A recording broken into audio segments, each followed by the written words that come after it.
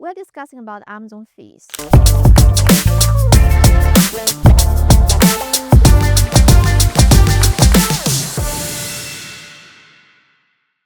As you know, like an Amazon has a lot of fees, and then if you look at how many type of fees they have, I would say probably over 50. I just can break it down to the most important fees you need to pay attention, and it contributes a large percentage of your expenses. So firstly, commission. And Amazon charge I think it's 50% for most of the category on crossover boards, and some high dollar value like electronics, and they charge less. But this is type of the fees that you cannot do anything about it. You just need to know every unit you sell, you give 15% to Amazon. So think about that. If you want to do your own brand and you have to spend advertisement anyway, and how much advertisement you're going to spend, and versus you pay Amazon 15% they give your client. So this decision making you have to make as a business owner. So secondly is that is the easy one. I start from the easy to the complicated. So FBA fees, some people say, hey, you cannot do anything about it because that is a standard fee as well.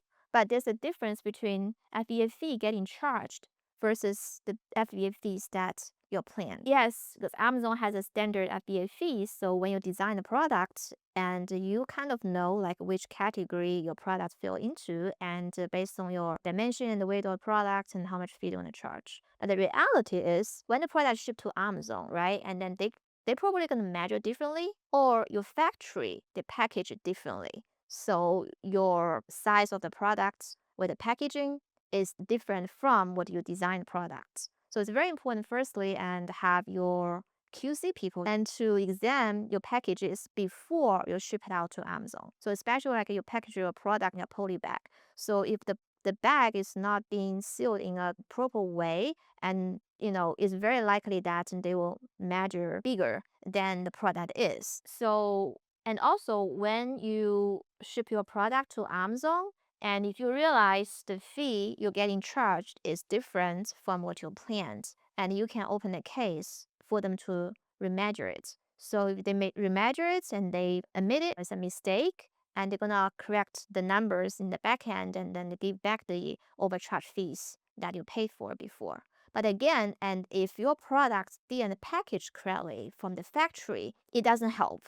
So always make sure doing a proper quality control before you ship the product to Amazon, because you just cannot do anything if the product is already there. So next one is marketing. So that is, I would say, will spend most of the time for you to optimize it, or make decision about what is your advertisement strategy. The things I want to mention here is what is the right metric to judge, is this a successful marketing or not. A lot of people feel oh, I just need to optimize your ROAS or A.C.O.S, literally the same thing, right? And which is the indicator about how efficiently your ad spend is. Because ROAS is how much is the return on ad spend, is how much you spend and how much you get from your ad sales. But don't forget, if you're selling a product on Amazon, you're not getting sales just from your ad, you're getting sales from your organic as well. So the right metrics to measure that is total ad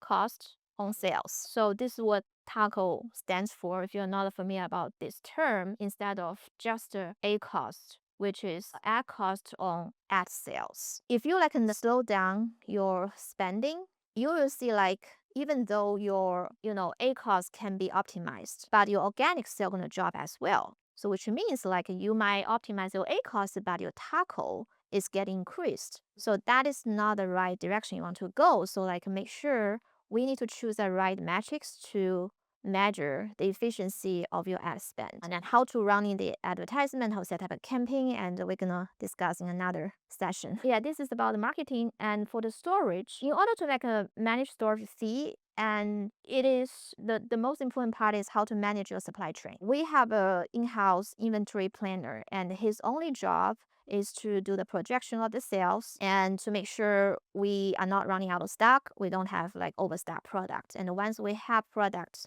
the sales is not as good as it's supposed to be, and then they're gonna inform our sales team to pay attention. So we're talking about storage fee here, but the reality is how efficiently you manage your supply chain, and which is the most important thing, not just for Amazon, for any of the retail business as well. So Amazon charge you like a short-term storage fee, and which is the products in Amazon for less than 6 months, and also long-term storage fee, which is the products on Amazon for more than 6 months. The goal is not to have any of the long-term storage fee, because once you have that, and every month the fee is getting doubled, and you don't want that to happen. Another thing talking about storage is Amazon, they charge you different rates during Q4 versus the regular season. The cost is like 3 times higher. So that's why there's another things you need to keep in mind is if your product is not a seasonal, like Christmas products, right, and trying to avoid sending too much inventory in to get into more storage fee, or like if your product, it is seasonal products,